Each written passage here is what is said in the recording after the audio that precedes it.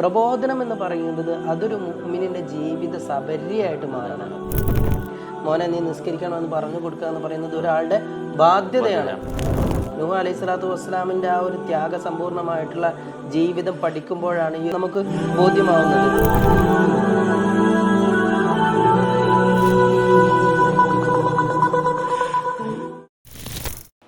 എട്ടാമത്തെ ഈ ഒരു എപ്പിസോഡിൽ നമ്മൾ ചർച്ച ചെയ്യുന്നത് നൂഹ് അലൈഹി സ്വലാത്തു വസ്സലാമിൻ്റെ പ്രബോധന പ്രവർത്തനങ്ങളെക്കുറിച്ചാണ്. ആ പ്രബോധകരുടെ ആദ്യ മാതൃകയാണ് മഹാനായ നൂഹ് അലൈഹി സ്വലാത്തു വസ്സലാം. കാരണം നമ്മൾ കഴിഞ്ഞ എപ്പിസോഡിൽ ചർച്ച ചെയ്ത പോലെ ആദ്യത്തെ പ്രവാചകനാണല്ലോ, റസൂലാണല്ലോ നൂഹ് അലൈഹി സ്വലാത്തു വസ്സലാം. ഇവിടെ നൂഹ് അലൈഹി സ്വലാത്തു വസ്സലാമിൻ്റെ ചരിത്രം പറയുന്നിടത്ത് എന്തിനാണ് പ്രബോധനമെന്ന് വളരെ കൃത്യമായിട്ട് പറയുന്നുണ്ട്. ഖുർആനിൽ സൂറത്തുൽ ആറാഫിൽ പറയുന്നുണ്ട്, അവ അജിബ്തും അൻ ജാഅകും ദിക്റും മിർ റബ്ബികും അലാ റജുലിൻ മിൻകും ലിയുൻദിറകും വലിതത്തഖു വലഅല്ലകും തുർഹമൂൻ. എന്തിനാണ് ഒരു പ്രവാചകരെ നിയോഗിച്ച് അല്ലാഹു സുബ്ഹാനഹു വ തആല ഈ പ്രബോധന പ്രവർത്തനങ്ങളൊക്കെ നടത്തുന്നത്? ലിയുൻദിറകും, നിങ്ങൾക്ക് മുന്നറിയിപ്പ് നൽകാൻ വേണ്ടി. മുന്നറിയിപ്പ് എന്ന് പറഞ്ഞാൽ അള്ളാഹുവിൻ്റെ ശിക്ഷയെ സംബന്ധിച്ച് മാലോകർക്ക് മുന്നറിയിപ്പ് കൊടുക്കാൻ വേണ്ടിയിട്ടാണ് അല്ലാഹു സുബ്ഹാനഹു വ തആല ഓരോ പ്രവാചകന്മാരെയും നിയോഗിക്കുന്നത്. എന്നിട്ട് ഈ ഒരു മുന്നറിയിപ്പ് കിട്ടി അതിലൂടെ എന്താണ് മനുഷ്യനായി തീരേണ്ടത്? ലിയുൻദിറക്കും വലിതത്തഖു, തഖ്വയുള്ളവരാവുക. തഖ്വയുള്ളവരാവുക എന്ന് പറഞ്ഞാൽ നമ്മൾ നേരത്തെ സൂചിപ്പിച്ചതുപോലെ ഇംതിസാലു അവാമിരില്ലാഹി വജിതിനാബു നവാഹി. അപ്പോൾ അള്ളാഹുവിൻ്റെ ഈ ഒരു മുന്നറിയിപ്പും നമ്മൾ അള്ളാഹു പറഞ്ഞത് അനുസരിച്ചിട്ടില്ലെങ്കിൽ നമ്മൾക്ക് ലഭിക്കാൻ പോകുന്ന വലിയ ശിക്ഷയൊക്കെ നമ്മൾ മനസ്സിലാക്കി കഴിഞ്ഞാൽ സ്വാഭാവികമായി അള്ളാഹു പറഞ്ഞത് അനുസരിക്കുന്ന ആ ഒരു സാഹചര്യത്തിലേക്ക് നമ്മുടെ ജീവിതം മാറിത്തീരും. അതാണ് ലിയുൻദിറക്കും വലിതത്തഖു. എങ്ങനെ തഖ്വയുള്ളവരൊക്കെയായി തഖ്വയോടൊക്കെ കൂടി ജീവിച്ചാൽ എന്താണ് ഉണ്ടാകുന്നത്? വലഅല്ലകും തുർഹമൂൻ. അതാണ് ആ ഫൈനൽ സ്റ്റേജ്. ഇങ്ങനെ തഖ്വയുള്ളവരായി ഈ ഭൂമി ലോകത്ത് നമ്മൾ ജീവിക്കുകയാണെന്നുണ്ടെങ്കിൽ വലഅല്ലകും തുർഹമൂൻ, അള്ളാഹുവിൻ്റെ പക്കൽ നിന്ന് എന്താകും? അള്ളാഹുവിൻ്റെ കാരുണ്യം നമുക്ക് ലഭിക്കുകയും അതുപോലെ നമ്മൾക്ക് സ്വർഗത്തിൽ പ്രവേശിക്കാനും ഒരു ഐശ്വര്യപൂർണമായിട്ടുള്ളൊരു ജീവിതം നയിക്കാനും നമ്മൾക്ക് സാധിക്കുകയും. ഈ ലോകത്ത് ജീവിക്കുമ്പോഴും അവിടെ ആഖിറ ലോകത്തെത്തി സ്വർഗത്തിലേക്ക് പ്രവേശിക്കാനും അള്ളാഹുവിൻ്റെ കാരുണ്യം ആവശ്യമാണ്. തീർച്ചയായിട്ടും അള്ളാഹുവിന്റെ കാരുണ്യം നമ്മുടെ അമൽ കൊണ്ട് ഒരിക്കലും ഒരാൾ രക്ഷപ്പെടുകയില്ല എന്നാണല്ലോ പറയുന്നത്. തീർച്ചയായിട്ടും അള്ളാഹുവിന്റെ കാരുണ്യം ഉണ്ടെങ്കിൽ മാത്രമേ നമുക്ക് സ്വർഗത്തിലേക്ക് പ്രവേശിക്കാൻ പറ്റുള്ളൂ. അപ്പോൾ ഈ ഒരു കൃത്യമായിട്ടുള്ള ഈ ഒരു ഓർഡർ നൂഹ് അലൈഹി സ്വലാത്തു വസ്സലാമിനെ കുറിച്ച് പറയുന്ന ആ ഒരു സാഹചര്യത്തിൽ ഉള്ള ഒരു സൂക്തത്തിൽ നമുക്ക് വ്യക്തമായി മനസ്സിലാക്കാൻ സാധിക്കും. ഇന്ദാർ എന്ന് പറഞ്ഞല്ലോ, നിങ്ങൾ ഇന്ദാർ എന്ന് പറഞ്ഞ മുന്നറിയിപ്പ് നൽകുക എന്നുള്ളതാണ്. മറ്റൊരു സൂക്തത്തിൽ പറയുന്നുണ്ട് എന്ന് പറയുന്നുണ്ട്. ആളുകൾക്ക് പിന്നെ അത് ഒരു തരത്തിലും പറയേണ്ട ഒരു അവസ്ഥ ഉണ്ടാവരുത്. അവർക്ക് പറഞ്ഞു കൊടുക്കണം, കൃത്യമായി ഗൈഡ് കൊടുത്തിട്ട് പിന്നെ അവർക്ക് ഞങ്ങൾക്ക് ഇങ്ങനൊന്നും അറിയില്ലായിരുന്നു എന്ന് പറയാൻ സാഹചര്യം ഇല്ലാതിരിക്കാനും കൂടിയാണ് അങ്ങനെ കൃത്യമായ പ്രവാചകന്മാരെ അയച്ച് അള്ളാഹു ഇന്ദാർ നൽകുന്നതും ബാക്കിയുള്ള കാര്യങ്ങളൊക്കെ ചെയ്യുന്നതെന്ന് പറയുന്നു. പിന്നെ ഇങ്ങനെ അള്ളാഹു സുബ്ഹാനഹു വ തആല ഈ ഒരു പ്രബോധനത്തിനായിട്ട് നൂഹ് അലൈഹി സ്വലാത്തു വസ്സലാമിനെ അയച്ചു. നൂഹ് അലൈഹി സ്വലാത്തു വസ്സലാം 950 വർഷക്കാലം യാതൊരു മടിയും കൂടാതെ ഈ ഒരു പ്രവർത്തനത്തിൽ മുഴുകുന്നുമുണ്ട്. നൂഹ് അലൈഹി സ്വലാത്തു വസ്സലാം പറയുന്നത്, ഖാല റബ്ബി ഇന്നി ദഅഉതു ഖൗമി ലൈലൻ വനഹാറ, രാവും പകലും എന്താക്കി ഞാൻ പ്രബോധന പ്രവർത്തനങ്ങൾ നടത്തി. അതിന് എത്ര വർഷം? 950 വർഷക്കാലമാണ് എന്താകുന്നത് നൂഹ് അലൈഹി സ്വലാത്തു വസ്സലാം പ്രബോധനം നടത്തുക. അപ്പോൾ പ്രബോധനം എന്ന് പറയുന്നത് അതൊരു മുഅ്മിനിന്റെ ജീവിത സബര്യയായിട്ട് മാറണം. ഇവിടെ ചില ആധുനിക പണ്ഡിതന്മാരൊക്കെ മുഅ്മിനീങ്ങളെ രണ്ടായിട്ട് കാറ്റഗറൈസ് ചെയ്യുന്നുണ്ട്. റിജാലുൽ ഇസ്ലാം, അതുപോലെ തന്നെ ഉലമാ ഉൽ ഇസ്ലാം.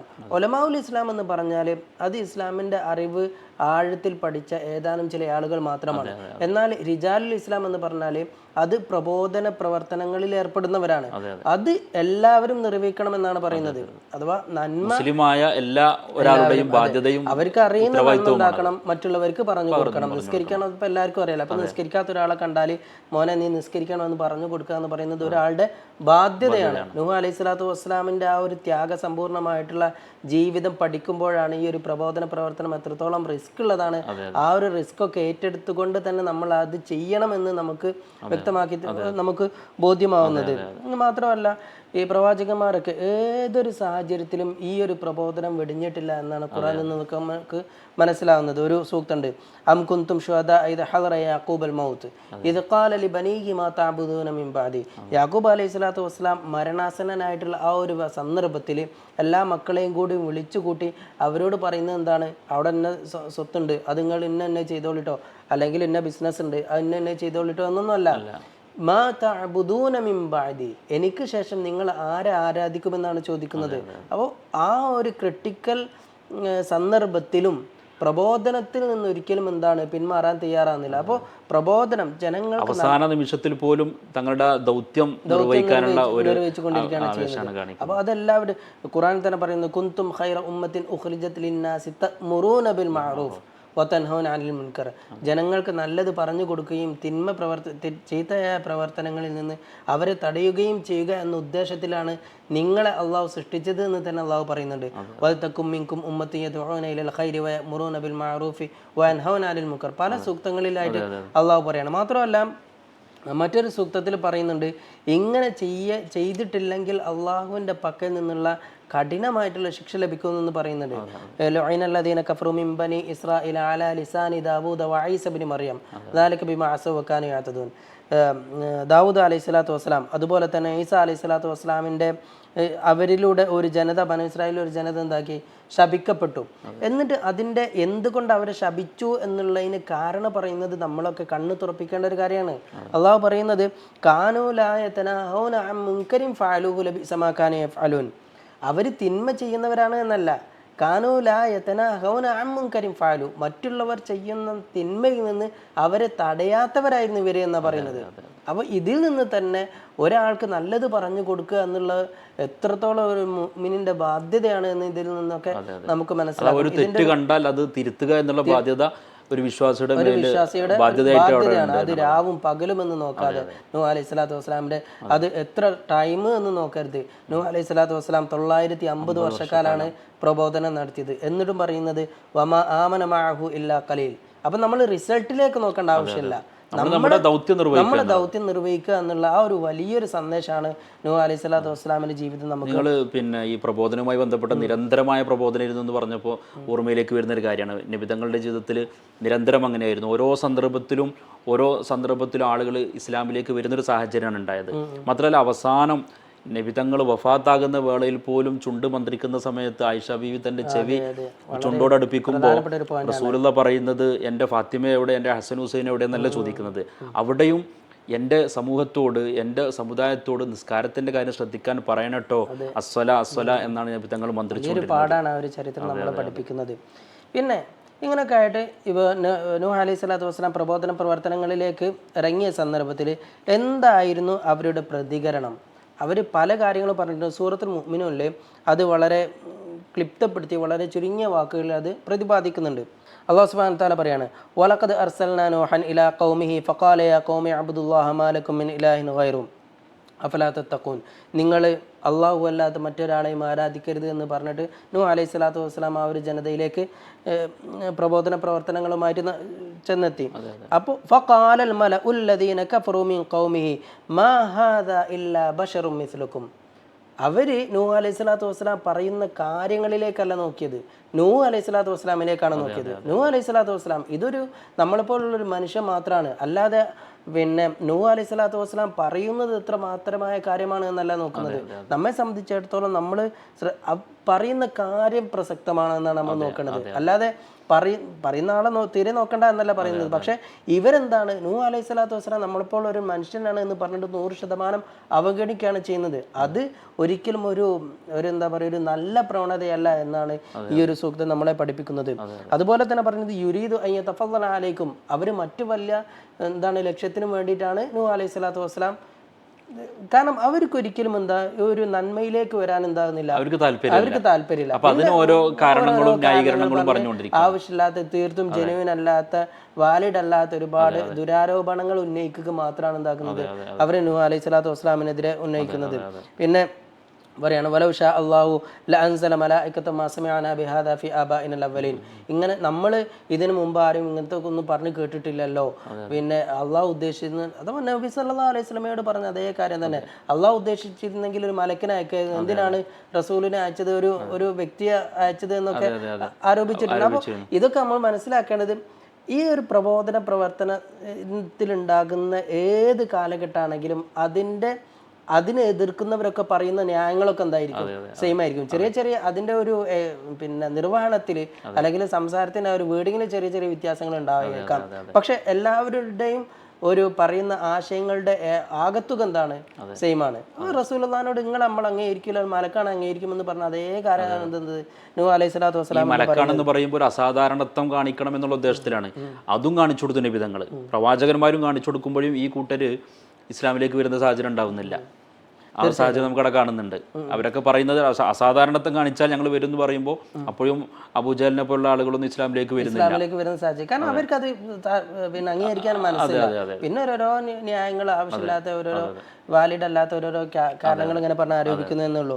പിന്നെ അതിനുശേഷം പറയുന്നതാണ് മാ സമിഅനാ ബിഹാദാ ഫി ആബാഇനൽ അവ്വലീൻ ഇൻ ഹുവ ഇല്ലാ റജുലുൻ ബിഹി ജിന്നത്തുൻ ഫതറബ്ബസു ബിഹി ഹത്താ ഹീൻ. ഇദ്ദേഹത്തിന് എന്താണ്, പിന്നെ നമ്മൾ പറയാൻ പാടില്ല എന്നാലും പറയാണ്, ഇദ്ദേഹത്തിന് എന്താണ്, ഭ്രാന്താണ് എന്നാണ് എന്താകുന്നത് അവര് ആരോപിക്കുന്നത്. ബുദ്ധിഭ്രമം സംഭവിച്ച ആളാണ്, അഥവാ അവർക്കിടയിൽ ജീവിച്ച വ്യക്തിയാണല്ലോ മഹാനായ നൂഹ് അലൈഹി സ്വലാത്തു വസ്സലാം. എന്നിട്ടും എന്താണ് ഇവര് പറയുന്ന ഈ ഒരു കാരണം ഒരു പറയുന്നതിലേക്ക് നോക്കാതെ, പറയുന്നത് എന്താണ് എന്ന് ശ്രവിക്കാതെ, അത് എത്രത്തോളം പ്രസക്തമാണെന്ന് നോക്കാതെ ഇത്തരത്തിലുള്ള വ്യക്തിക്കെതിരെ ആരോപണം ഉന്നയിക്കുന്ന ഒരു സാഹചര്യമാണ്. ഇതൊക്കെ ഇന്നും അന്നും ഒരേപോലെ പറയുന്നത് നോക്കൂല. ഓനാണോ പറഞ്ഞത് എന്നാ ഓക്കെ, അത് ഓന് ഭ്രാന്താണ്, ഓൻ പറഞ്ഞ നമ്മൾ കേൾക്കേണ്ട ആവശ്യമില്ല. അങ്ങനല്ലാതെ പറഞ്ഞ കാര്യം വാലിഡ് ആണോ, നിഷ്പക്ഷമായിട്ട് കാര്യങ്ങളെ വിലയിരുത്താൻ സാധിക്കണം എന്നുള്ളിടത്ത് ആണ് തീർച്ചയായിട്ടും ഇത് സൂചിപ്പിക്കുന്നത്. ഇങ്ങനെ ഈ ഒരു രീതിയിലാണ് എന്താക്കുന്നത് അവര് നൂഹ് അലൈഹി സ്വലാത്തു വസ്സലാമിനോട് പ്രതികരിക്കുന്നത്. ഇവിടെ ഞാൻ നേരത്തെ പറഞ്ഞു യുരീദു അൻ യതഫളല അലൈക്കും എന്ന് പറഞ്ഞല്ലോ. സത്യത്തിൽ പറയുകയാണെങ്കിൽ നൂഹ് അലൈഹി സ്വലാത്തു വസ്സലാം അവരോട് പറയുന്നുണ്ട്, എനിക്ക് നിങ്ങളുടെ ഒന്നും വേണ്ട. നബി സല്ലല്ലാഹു അലൈഹി വസല്ലം പറഞ്ഞ അതേ കാര്യം തന്നെ, വയാ ഖൗമി ലാ അസ്അലുകും അലൈഹി മാല ഇൻ അജ്രിയ ഇല്ലാ അലല്ലാഹ്. എനിക്ക് നിങ്ങളുടെ പണം ഒന്നും വേണ്ട. എല്ലാ പ്രവാചകന്മാരും പറഞ്ഞ കാര്യമാണ്, എനിക്ക് നിങ്ങളുടെ പണമോ അല്ലെങ്കിൽ മറ്റു കാര്യങ്ങളോ ഒന്നും വേണ്ട. എനിക്ക് വേണ്ടത് മുഴുവനും അള്ളാഹു എനിക്ക് തരും. നിങ്ങൾ നന്മയിലേക്ക് വരിക എന്നുള്ള ഒരു ഒറ്റ കാര്യം മാത്രമേ ഞാൻ നിങ്ങളിൽ നിന്ന് ആവശ്യപ്പെടുന്നുള്ളൂ എന്നാണ് നൂഹ് അലൈഹി സ്വലാത്തു വസ്സലാം അവരോട് വളരെ വ്യക്തമായിട്ട് പറഞ്ഞത്. എന്നിട്ട് പോലും എന്തായിട്ടില്ല, അവർ അത് സ്വീകരിക്കാൻ തയ്യാറാവുകയും ചെയ്തിട്ടില്ല. അവരൊക്കെ നൂഹ് അലൈഹി സ്വലാത്തു വസ്സലാമിനെ പരിഹസിക്കുകയും ചെയ്യായിരുന്നു. എന്നിട്ട് നൂഹ് അലൈഹി സ്വലാത്തു വസ്സലാം ഇങ്ങനെ പറഞ്ഞു കൊടുക്കുന്നതിനും അവർ പറയാണ് ഖാലു യാ നൂഹ് ഖദ് ജാദൽതന ഫഅക്സർത ജിദാലന. കാരണം അവരോരോ അങ്ങനത്തെ ഓരോരോ ആവശ്യമില്ലാത്ത ഓരോരോ ന്യായങ്ങൾ പറയുന്ന നേരം അതിനൊക്കെ നൂഹ് അലൈഹി സ്വലാത്തു വസ്സലാം നല്ല ബുദ്ധി സാമർത്ഥ്യമുള്ള വ്യക്തിയാണല്ലോ, ഒക്കെ കൗണ്ടർ അറ്റാക്ക് ചെയ്യും. അപ്പോൾ പറയാണ് കുറേ കാലമായാലും അങ്ങനെ തർക്കിക്കുന്നത്.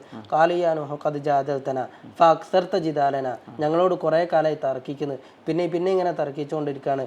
ഫഅ്തിനാ ബിമാ തഅഇദുനാ ഇൻ കുൻത മിന സാദിഖീൻ. നമ്മൾ നിങ്ങൾ പറഞ്ഞതുപോലെ അനുസരിക്കുന്നില്ലെങ്കിൽ ഒരുപാട് പ്രയാസം ഉണ്ടാവുന്നല്ലേ പറയുന്നത്. ഫഅ്തിനാ ബിമാ തഅഇദുനാ, ആ കാര്യങ്ങൾ അങ്ങനെയാണെങ്കിൽ അത് ആണ്ട് സംഭവിക്കട്ടെ. ഈ എന്താ പറയുക, മക്കയിലെ മുശ്രിക്കുകൾ വൈദ ഖാലുല്ലാഹുമ്മ ഇൻ കാന ഹാദാ ഹുവൽ ഹഖ് മിൻ ഇൻദിക് ഫഅംതിർ അലൈനാ ഹിജാറത മിനസ് സമാ എന്ന് പറഞ്ഞതുപോലെ എന്താണ് കുറേ കാലമായാലും പറയുന്നത്. എന്നാൽ എന്താണ് പിന്നെ ആ പറഞ്ഞ കാര്യങ്ങൾ എന്താണ്, പിന്നെ ആ ഭീഷണി ഒന്ന് കാണട്ടെ എന്നുള്ള ആ ഒരു ഭാഷയാണ് എന്ത് എല്ലാ സമൂഹത്തിലും അങ്ങനെ കാണുന്നുണ്ട്. ഇപ്പൊ ഹൂദ് നബിയുടെ ആദ് സമൂഹം, സ്വാലിഹ് നബിയുടെ സമൂദ് ഗോത്രം, അതുപോലെ തന്നെ ലൂത്ത് നബിയുടെ സമൂഹം, ഷുഐബ് നബിയുടെ സമൂഹം, അവരെല്ലാവരും ഇങ്ങനെയായിരുന്നു. അവസാനം അവർ പറയാ എന്നാൽ നിങ്ങൾ പറയുന്ന ശിക്ഷ ഒന്ന് ഇറക്കട്ടെ, ഒന്ന് കാണട്ടെ, അങ്ങനെയാണ് അവർ പറയുന്നത്. ഇപ്പൊ നേരത്തെ നിങ്ങൾ പറഞ്ഞ പോലെ മുഹമ്മദ് നബി സ്വല്ലല്ലാഹു അലൈഹി വസല്ലമയുടെ സമൂഹം അങ്ങനെ പറഞ്ഞിട്ടുണ്ട്. പക്ഷേ ആ തലമുറകളെയൊക്കെ സമൂഹങ്ങളെ അള്ളാഹു നശിപ്പിച്ചപ്പോൾ എന്തുകൊണ്ട് മുഹമ്മദ് നബിയുടെ സമൂഹത്തെ ഇങ്ങനെ ഒരു ദുരന്തം അവർ ചോദിച്ചു വാങ്ങുമ്പോഴും അള്ളാഹു അവരെ നശിപ്പിക്കാതിരുന്നതിൻ്റെ ഒരു കാരണം അവിടെ പറയുന്നുണ്ട്. നബി നിങ്ങൾ അവരുടെ കൂട്ടത്തിലുള്ളത് കൊണ്ടാണ്. അത് നബിയുടെ ഒരു പ്രത്യേകത കൂടിയാണ് അല്ലേ. മറ്റു സമുദായത്തെ പോലെ നശിപ്പിച്ച പോലെ മുത്തുനബിയുടെ സമുദായത്തെ അള്ളാഹു നശിപ്പിക്കുകയില്ല എന്നുള്ളതാണ്. നാമാവശേഷമാക്കുന്ന ഒരു സാഹചര്യം ഉണ്ടാവില്ല. ഒമാക്കാൻ അല്ലാഹു ലിയുഅദ്ദിബഹും വഅൻത ഫീഹിം. അപ്പോൾ നബിതങ്ങൾ അവരുടെ കൂടെ ഉണ്ടാകുക എന്ന് പറഞ്ഞാൽ നബിതങ്ങളുടെ വഫാത്തിന് ശേഷവും നബിതങ്ങൾ മനസ്സിലും അവരുടെ ജീവിതത്തിലൊക്കെ ഉണ്ടാവണം എന്നുള്ള ഒരു ആശയം കൂടി ആയത്തിലൂടെ നമുക്ക് വേറൊരു പറഞ്ഞപ്പോൾ പറയാണ്, വേറൊരു വിശദീകരണമാണ് വമാ കാന അല്ലാഹു ലിയുഅദ്ദിബഹും വഅൻത ഫീഹിം. റസൂലുള്ളാഹി സ്വല്ലല്ലാഹു അലൈഹി വസല്ലം ഉള്ളിടത്തോളം കാലം ശിക്ഷിക്കുകയില്ല. വമാകാനല്ലാഹു മുഅദ്ദിബഹും വഹും യസ്തഗ്ഫിറൂൻ. അവർ ഇസ്തിഗ്ഫാർ ചെയ്യുന്ന സന്ദർഭത്തിലും എന്താവില്ല, ശിക്ഷിക്കൂല. എന്നിട്ട് ചില പണ്ഡിതന്മാർ പറയും നമുക്ക് രണ്ടമ്ന ഉള്ളത്. ഒന്ന് റസൂലുള്ളാഹി സ്വല്ലല്ലാഹു അലൈഹി വസല്ലം, രണ്ടാമത്തത് ഇസ്തിഗ്ഫാർ. റസൂലുള്ളാഹി സ്വല്ലല്ലാഹു അലൈഹി വസല്ലമ നമ്മളിൽ നിന്ന് ഇവിടെ പറഞ്ഞു വഫാത്തായിരിക്കുന്നത്. ഇനി നമുക്ക് ഇസ്തിഗ്ഫാറാണ് ഈ ഒരു അഭയുള്ളത് എന്ന് ആ ഒരു സൂക്തത്തിൻ്റെ വിശദീകരണത്തിൽ ചില പണ്ഡിതന്മാരൊക്കെ പറഞ്ഞതായിട്ട് നമുക്ക് കാണാൻ സാധിക്കും. അവസാനം ഇവരെങ്ങനായാലും പിന്നെ ഇത്രയൊക്കെ കഷ്ടപ്പെട്ട് പ്രബോധന പ്രവർത്തനങ്ങൾ നടത്തിയിട്ടും അവരൊന്നും വിശ്വസിക്കുന്നില്ല എന്നായപ്പം അവസാനം അവരിങ്ങനെ വെല്ലുവിളിക്കുകയൊക്കെ ചെയ്തപ്പം നൂഹ് അലൈഹി സ്വലാത്തു വസ്സലാം പറയാണ് ഖാല റബ്ബി ഇൻസുർനി ബിമാ കദ്ദബൂൻ.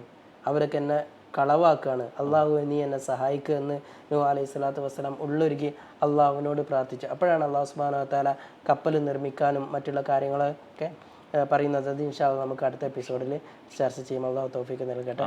അസ്സലാമു അലൈക്കും വറഹ്മത്തുള്ളാഹി വബറകാതുഹു.